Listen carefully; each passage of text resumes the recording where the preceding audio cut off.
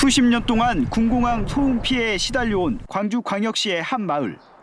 주민 238명이 국가를 상대로 소송을 제기해 지난해 5월 3억 2천만 원의 배상 판결을 받아냈습니다.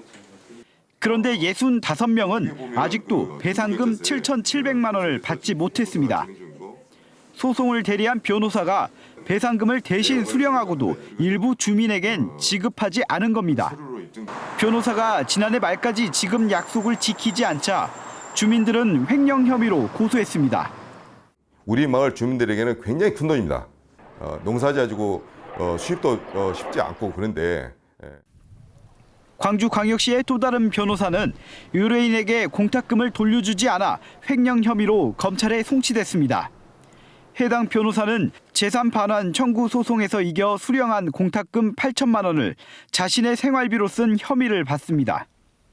변호사들의 비위가 잇따르지만 징계권이 있는 대한변협이 지난해 5월 이후 처분한 징계 33건 중 78%는 과태료와 견책에 그쳤습니다.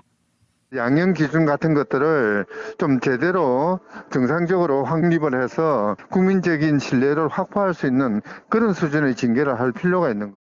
전국의 개업 변호사는 3만여 명. 지난 10년간 2배 규모로 외적 성장을 한 만큼 그에 걸맞은 자정 노력이 필요하다는 목소리가 커지고 있습니다. KBS 뉴스 김정대입니다.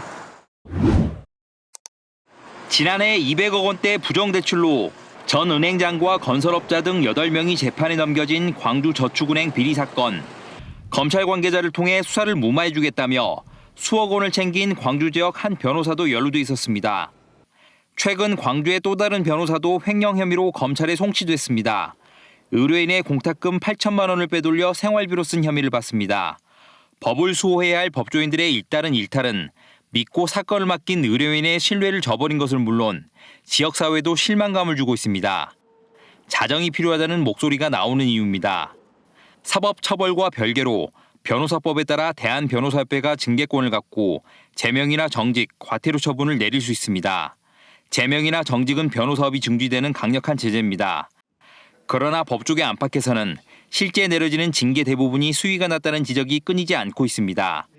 대한변호사협회가 일정 기간 공개하는 징계 처분 내용을 보면 지난해 5월부터 최근까지 내려진 징계 33건 가운데 78%가 과태료와 견책이었습니다.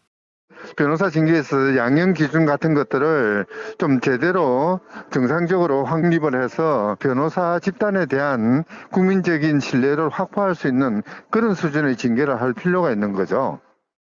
대한변호사협회의 분해 차원인 지방변호사회가 사실상 직접 징계 권한은 없고 중앙에 징계를 요청해야 하는 구조도 한계로 지적됩니다. KBS 뉴스 김호입니다.